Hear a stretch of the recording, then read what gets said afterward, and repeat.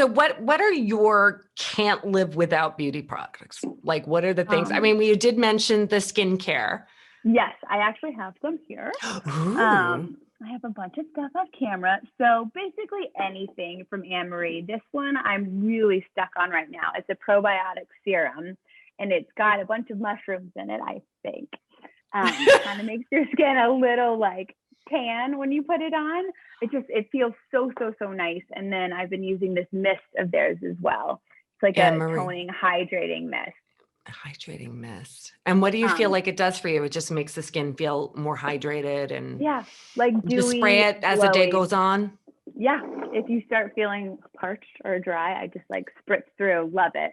And then also one more thing from them is their exfoliant. This is like, to me, it feels like a very like aggressive, grainy exfoliant. I can see you use it.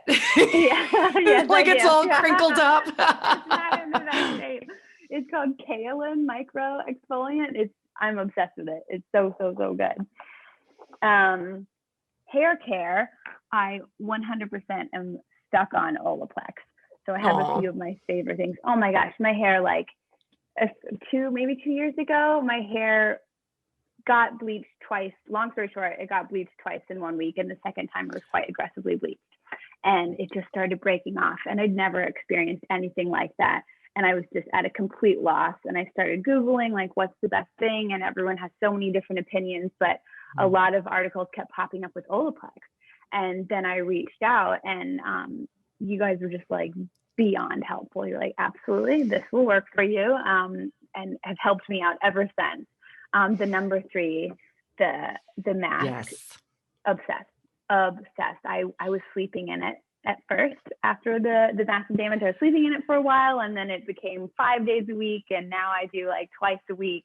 And it's honestly saved my hair. It's so scary when we sometimes have those times where the oops happens. I mean, it can happen to anybody. I mean, I know it's happened to me, and you know, I'm a hairdresser, and it's happened to me. It sometimes happens, but when you are desperately looking for something to resolve it, I'll do anything just to cut off all my hair. Oh my gosh, it's amazing how much hair is like your identity. It's such a huge part of you. It's changing the color, even you feel like a completely different person. So then breaking it off, or different styles or lengths, like, wow. It was. Do you change your look emotional. a lot with your hair, or? Not really, no. No, I kind of like landed with blonde. I did after it broke off. I dyed it super dark, and then I didn't feel like that fit my personality. So slowly tried to lighten it by using like some sulfur treatment to pull color out rather than bleaching it, because I didn't want to lose more hair and I was so scared.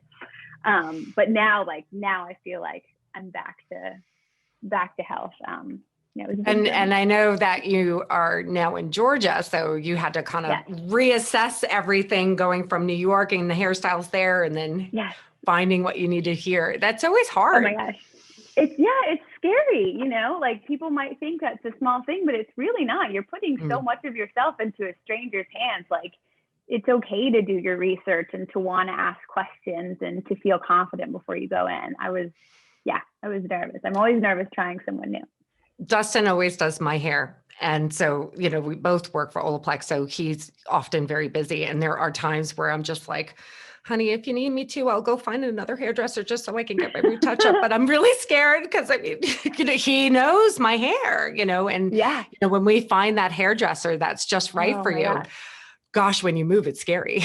Yeah. Huge deal. Luckily, I found a guy who I think is awesome, and he's all about Olaplex and all about the hair constitution and the health. So I'm feeling in good hands. Well, your hair looks gorgeous. So he's obviously doing a great job.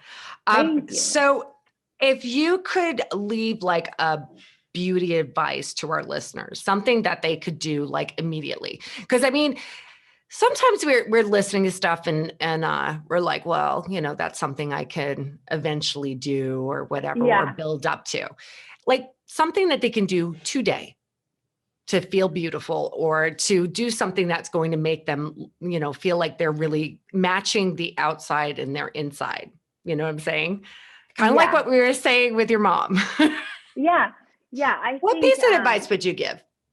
You know what? I think I would say work on changing your perspective and choosing to love on yourself. If that means just letting yourself take a bath or do something for you to relax, do a face mask, not with the end goal of like, oh, I want to change the way I look, but with the end goal of just loving yourself. Because I think so much of it is perspective.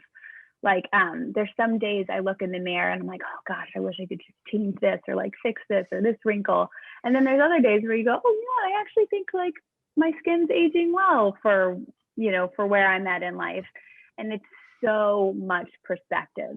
So I think just take a moment to love on yourself and find something beautiful about yourself and say it in the mirror. Ooh, I like that.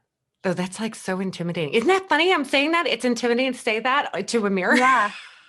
Isn't it? And why is that? Because it's so easy to like see beauty in other people and compliment other people. But when it comes to yourself, you're like, you just see the bad. And like, that is not the way the world sees you. I hope the world does. I would hope not. I hope they see the good. Well, I mean, it is really funny because seems like, especially as we get older, it's like everything evolves, and what you feel like is your comfort level, then suddenly it's changing on you. And it's hard to accustom to your new reality. But in all honesty, I mean, I think just about everybody in this world has some beauty about them, or they are beautiful, especially if they are keeping their heart true. And I love that you think the same way. 100%.